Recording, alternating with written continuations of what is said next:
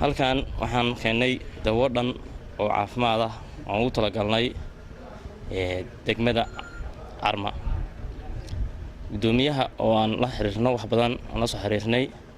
baahidaas oo soo gudbiyay caafimaadka xageeda ah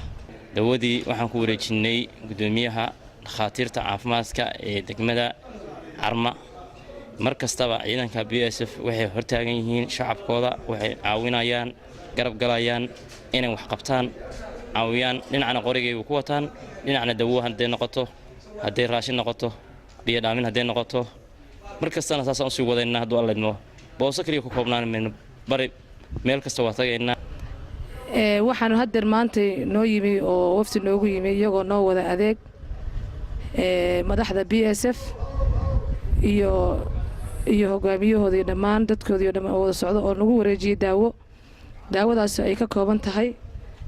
cadad aad u tiro badan oo wax weeye kala nooc ah looguna talagalay hooyada iyo dhallaanka kalena wareegay gudoomiyuhu maadaama gudoomiyuhu muddo la xiriirayay kana dalbaday daawadaas oo aan online degmada waxaan u mahad celinaynaa waxa weeye mahad ilaahba iska leh ka sokoona waxa weeye qolada BSF oo noo keentay daawada because maanta waxay tahay maalin u baahannahay oo aan aad ugu baahannahay marka waa ku mahadsantihiin daawada aan noo keenteen iyadoo ay tahay maanta baahidii ugu dareyd oo nahaysatay daawo la'aan ay tahay waxa weeye waa mahadsantihiin waan idinka gudoonnay insha Allah waxaan ilaahay markay idinku horeyne waxa weeye waa inaan ugu soo celcelisaan oo markasta noo keentaan biidnillah waan idinka gudoonnay ilaahay idinka insha Allah taa iyo midka badan waa sugaynaa insha Allah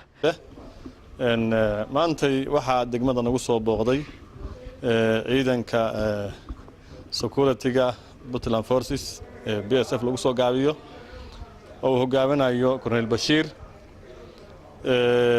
taasoo ay na soo gaarsiiyeen dawo aad u wanaagsan aad u tayo badan oo dawo baahi weyn loo qabay degmadana looga qabay marka hore waa uga mahad celinaynaa dawadiina waanu ka gudoonnay waxayna keeneen xaruntii caafimaadka hooyada iyo dhallaanka runtii waxaanu mar labaad uga mahad celinaynaa BSF ciidanka BSF in ay mar kastaba ay bulshadooda la garab taagan yihiin dhinac kasta caawinaadda bulshadooda